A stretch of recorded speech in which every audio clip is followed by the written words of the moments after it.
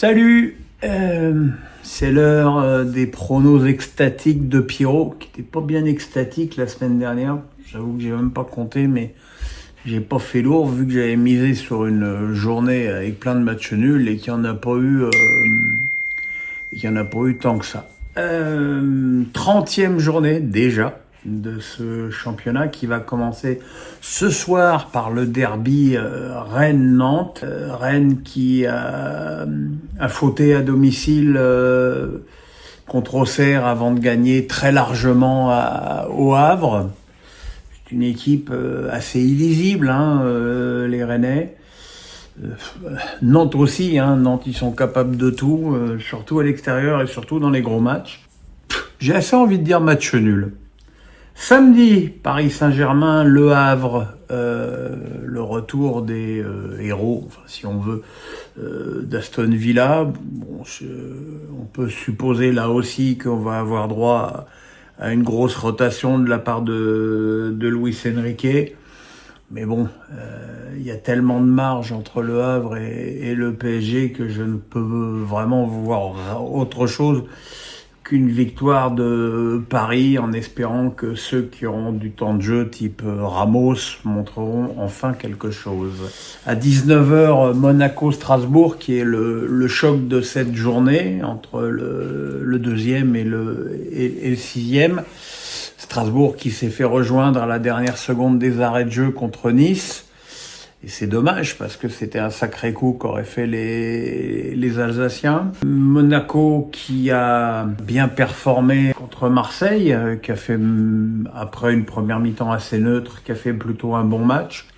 On me reproche souvent de jamais donner Strasbourg vainqueur. Alors c'est peut-être un petit peu par superstition, mais sur ce match-là, je peux pas mettre autre chose que Monaco vainqueur. C'est un match trop important pour les Monégasques dans la situation actuelle. Marseille-Montpellier, Marseille qui a été lamentable à Monaco, vraiment une équipe, c'est vrai, décimée en défense, mais où trop de joueurs en attaque n'ont absolument pas le rendement espéré. Bon là c'est Montpellier qui est mort et enterré et qui a même la croix posée sur la tombe depuis un moment. Donc là, vraiment, je ne vois d'autre issue qu'une victoire de Marseille. Tout autre résultat, d'ailleurs, qu'une victoire de Marseille serait catastrophique.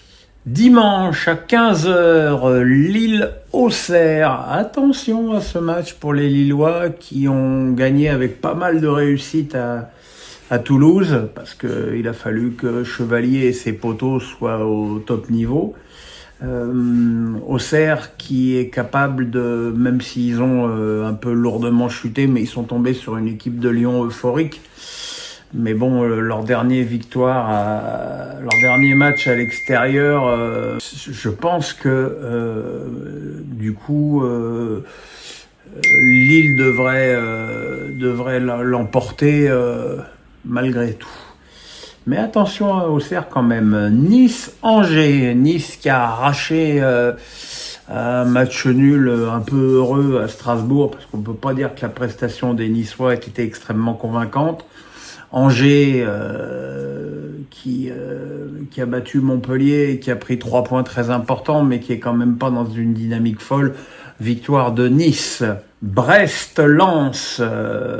Les Brestois qui ont fauté en concédant le match nul à Geoffroy Guichard 3-3 contre des Lensois qui eux se sont fait battre 2-0 contre le cours du jeu, mais quand même par Reims, une équipe de Lens qui est plus qu'insuffisante sur le plan offensif. Victoire de Brest. Reims-Toulouse.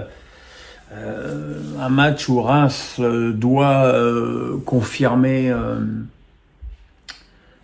son redressement, puisque c'est quand même, même si on met de côté la défaite imméritée contre Strasbourg, les résultats de Reims sont quand même meilleurs ces derniers temps. On peut pas en dire autant de Toulouse, qui pourtant pratique un jeu plutôt sympa, mais qui arrive pas et qui perd match après match et qui est maintenant englué à la 12e place. Allez, je vais dire victoire de Reims. Et enfin, le derby Saint-Étienne-Lyon, dimanche à 20h45. Un match où normalement j'aurais dit victoire de Lyon, les deux pieds et les deux mains, compte tenu de la faiblesse défensive et de la puissance offensive, la faiblesse défensive des Stéphanois et de la puissance offensive des Lyonnais. Mais le problème, et le gros mais, c'est le désastre de Manchester jeudi soir, qui évidemment, d'abord, a coûté très cher physiquement aux Lyonnais, puisqu'ils ont joué 120 minutes, plus le trauma psychologique, voilà. Donc, il y a deux solutions. Soit Saint-Étienne va réussir offensivement à prendre Lyon à la gorge et peut peut-être arracher un résultat positif, ou les Lyonnais auront la force de caractère de se redresser et d'oublier cette terrible élimination pour se reconcentrer sur le championnat. Moi, je pencherais plutôt pour cette formule, je vais dire victoire de Lyon. Voilà mes petits amis, passez une bonne journée. On se retrouve samedi soir pour débriefer des 4 premiers matchs de cette 30e journée. Dimanche soir, la suite. Lundi, face à Pierrot. Et puis, la semaine prochaine, on va un petit peu souffler. Hein, on fera soit un dossier de Pierrot, soit un deuxième face à Pierrot jeudi. Je ne sais pas, j'improviserai au moment où ça se passera. Le pouce, la cloche, on s'abonne. Bonne journée. Bye.